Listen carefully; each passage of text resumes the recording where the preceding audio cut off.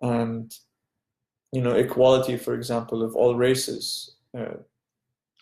How many movements that we have today are pushing for equality, whereas we used to live in ages where slavery was completely fine, but now we realize that we are all one, and at least in a very still superficial level, but we come to a realization that we are all one and we are born equal and we all have the right to progress and to be whatever we want.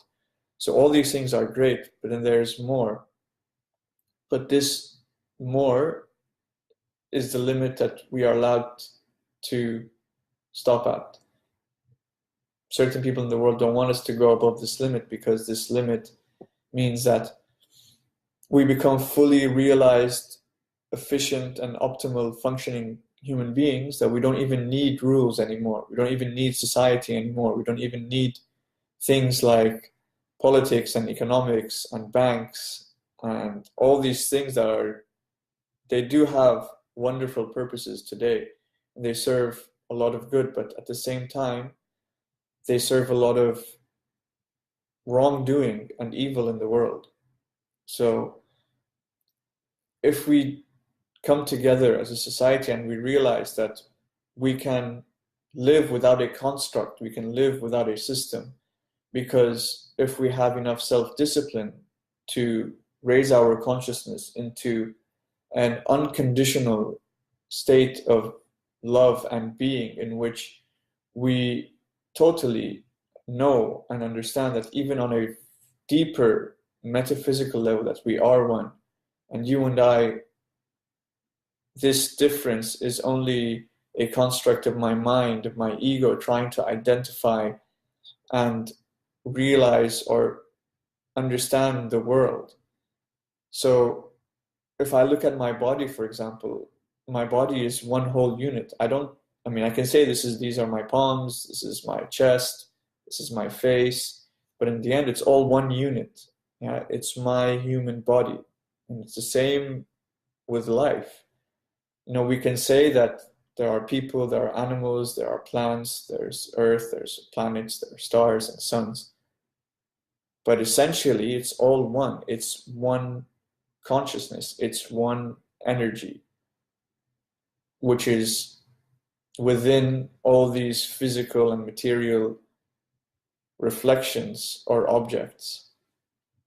So if we break free and if we rise to that level of understanding, our whole lives will change, because then we will not give value to numbers in bank accounts.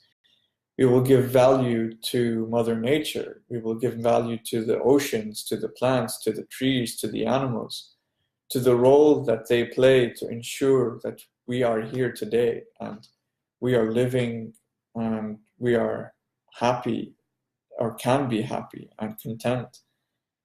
And we can understand that the purpose of life is simply to be here and now, and to enjoy the experience.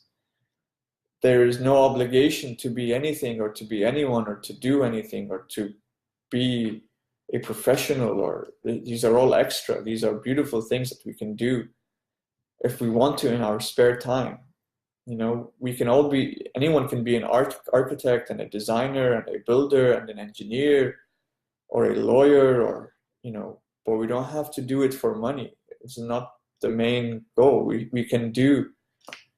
can all be artists, but in these forms. An architect or an engineer is an artist, but his piece of work or his art is buildings, is houses, is sewage lines, it's pipelines, it's infrastructure. This is his or her art.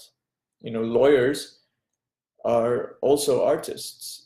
They are poets. They are people who defend others who cannot defend themselves when they are accused of wrongdoing. What else we can think of? Let's say accountants. Accountants are also artists. They are good with numbers and mathematics. So when we have transactions between people and a long history of transactions and a series of transactions that go throughout the year, they are the ones who can keep record over these transactions. And again, it doesn't have to be in money, but it could be a track sheet of the things that have been traded and how much we have got in and how much we have released. They could be working as people who keep track of crops in farms. So their role is to make sure that we always have enough water, enough seed, enough fertilizer. So their role, instead of being an accountant in a bank counting numbers, they could be an accountant in a farm